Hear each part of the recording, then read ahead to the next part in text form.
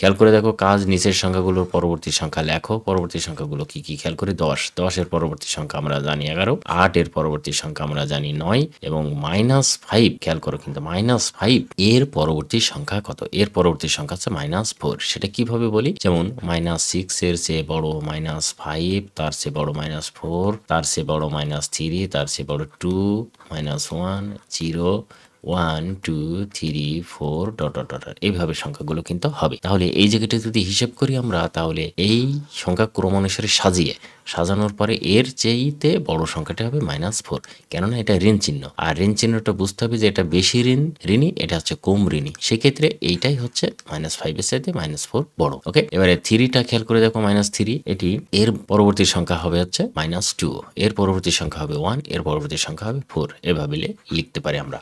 এখন এই জায়গাটা খেয়াল করে দেখো, নিচের সংখ্যাগুলোর পূর্ববর্তী সংখ্যাটি লেখো। পূর্ব বলতে কি বোঝায়? আগে বোঝায়। 10 এর আগের সংখ্যা 9, 8 এর আগের সংখ্যা হচ্ছে 7 মানে 7, আর এটা হচ্ছে 2, এর আগের সংখ্যা -1, আর এর আগের সংখ্যা হবে হচ্ছে -4, ওকে, আর এর আগের সংখ্যা হচ্ছে -7। এভাবে হবে।